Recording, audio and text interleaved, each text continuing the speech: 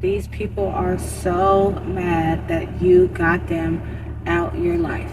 They're like a baby throwing a temper tantrum, or a toddler throwing a temper tantrum, how mad they are that you got them out your life, that you cut ties with them, that you are breaking generational curses by cutting that toxic person or toxic people out your life. It's just like cancer.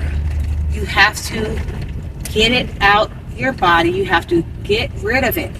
They're just like cancer. You have to get rid of it, all of it, or else it'll come back. Okay, and so these people are so mad. They're like a toddler throwing a temper tantrum that you finally cut ties and that you finally cut the toxic people out your life. And they won't accept no for an answer. They're going to try to get in, come back in any type of way, because they are not going to accept no for an answer. That's rejection. That's you rejecting them. That's another rejection in their life. And they just can't accept the fact that you set boundaries. They can't accept the fact that you said no. They can't accept the fact that you said enough was enough. They can't accept the fact that you're standing on business. They think it's going to be just like all the other times they tried to do you real dirty, and then all the other times they did some scandalous stuff, and then or they got mad at you, and then they wait for a couple months until they are okay, until they're over it, and then they'll try to inch their way back in by trying to do little stuff, or inch their way back in any type of way, right? But little do they know that this is not like all the other times. This is like solid. This is actually how it's gonna be. This is not like the other times. They took it extremely too far. This is not like the other times. Now you always forgive them, and you do that for your own sake and because you're listening to the Lord. But you do not have to let these malicious, cruel intentions, evil, wicked people back in your life to finish the job, because they obviously still haven't stopped. They're still trying to pick at you even though they're blocked. Like, just call an obsession an obsession. Just call it what it is. They are obsessed with you. That's why they cannot keep your name out their mouth. They're always trying to make you look bad. They still on the same stuff. They still talking about the same stuff. They have not moved on. They have not grown. They still talking about you. They obsessed with you. And the lies and the slander, like the stories, the hyenas stories are so ridiculous that it's just like you're obsessed. Why do you keep talking about those people if you don't mess with them? Why you keep talking about those people if you don't like them? It's just a mess. These people are crazy. They need to get help, okay? Unhealed people hurt people. Hurt people hurt people. These people have unhealed wounds from probably childhood, teenage years, adulthood, recent, all the stuff. They don't know how to heal. They don't know how to heal, so they just they keep it all bottled up and all pent inside, and every chance they get, or every time they get angry or at whoever's the target, they're taking all of that hurt and anger and hatred and all that stuff from how they felt from all those unhealed wounds. They're taking that hurt and anger and hatred and sorrow and misery. They're taking that out on whoever is the current target.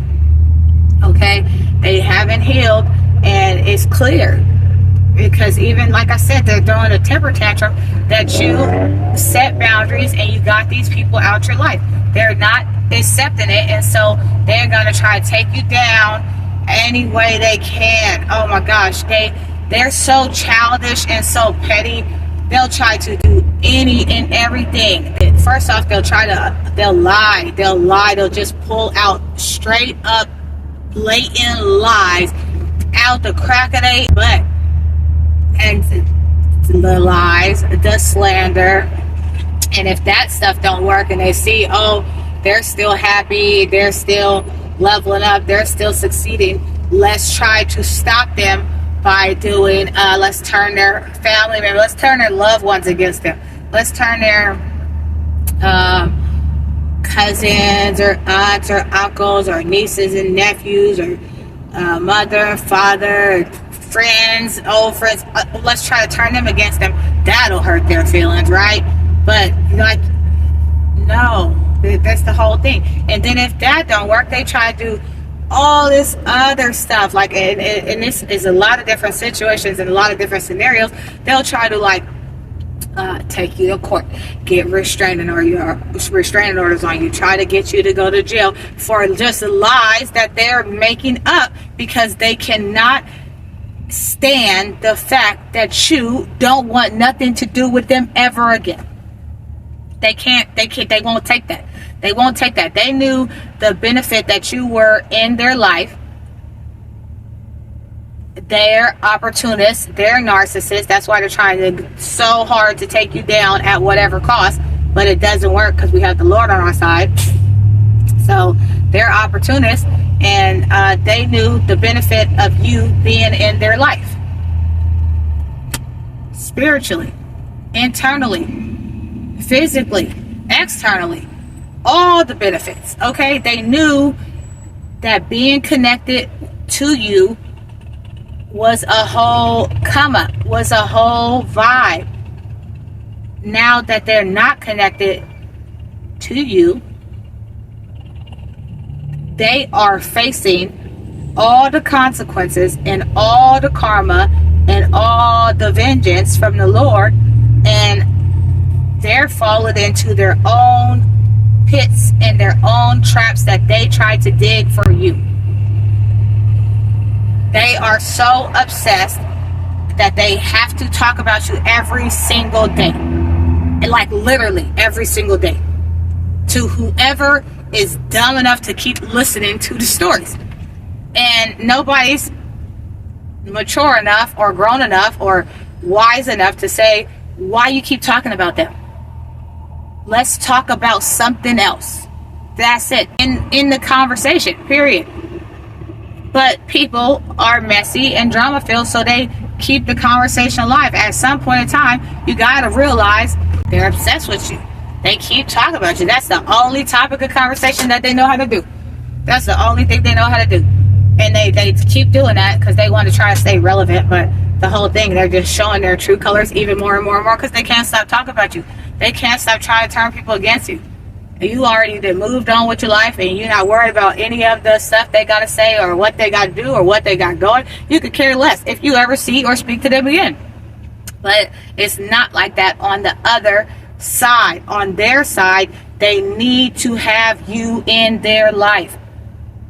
They knew the spiritual connection when they were connected to you and they were getting all these blessings and stuff, and they knew that basically you were a come up, and so they were just basically using you just like they use everybody else, right? And then if you finally say no, that you don't have the time to do this or do that or whatever, then that's when it's a problem. That's when it's a problem. Oh my gosh, they said no to me. They really think that this is just something like, oh, this is gonna pass too. Like that you just be, let them back in your life and the cycle continues, the toxic cycle continues. You cannot keep letting these people back in your life to disturb your peace, to disturb your happiness, and to come back to just finish the job. If you think these people changed, they didn't change. They're not gonna change. They haven't done the work. They haven't done the work. They haven't done the healing. They haven't done any of the things to actually change. They haven't done the hard things that truly will make them change. Actually, all the things are not even hard. One is just heal. The second one is really trust and believe and listen to the Lord. They haven't done that, nor will they do that. Well, actually, we don't know, but probably not, because they're not willing to change. And so if they haven't done the healing and all the things that they need to do to change, letting them back in your life is just going to hurt you more. You're letting these people back in your life. If you do, you're letting these people back in your life basically to finish the job. They're like, oh, sorry, the stabs in my back weren't hard enough. Here's handing them the knife again. This is a better blade. Try again. Don't worry, I won't mind. That's what it is. We gotta be strong and continue to stand on business, and don't let these people back in any at all. If you see them, you'd be lucky if they get a hi from you. Okay, you could or you can say hi. You can keep it pushing to know, like, okay, to let them know, like, all right. But it ain't no conversation. It's no conversation that need to be had. At the end of the day, it's nothing to talk about. They showed who they were. They continue to show who they are. They haven't changed. They're not gonna change, and it's the same people, same person, same people, or whatever the situation is for you. But, you know, these people are left to deal with their karma. No matter how much fake smiles they put on their face, they is, like in my spirit, they is, if not dealing with it right now, they finna start going through it even more. Because you can't be playing with the Lord's chosen people like that. You can't do that when somebody has a really good relationship with the Lord and really close to the Lord, and you do nothing but just try to just do evil and wicked stuff. That's gonna be some payback that they're not gonna like. That's gonna be some payback that they're not gonna like, that they can't stand, and then they're gonna realize what's all this stuff. Why is this going on with me? What's this? And stuff like that, and realize it's just the Lord and it's payback. All right, that is the message today.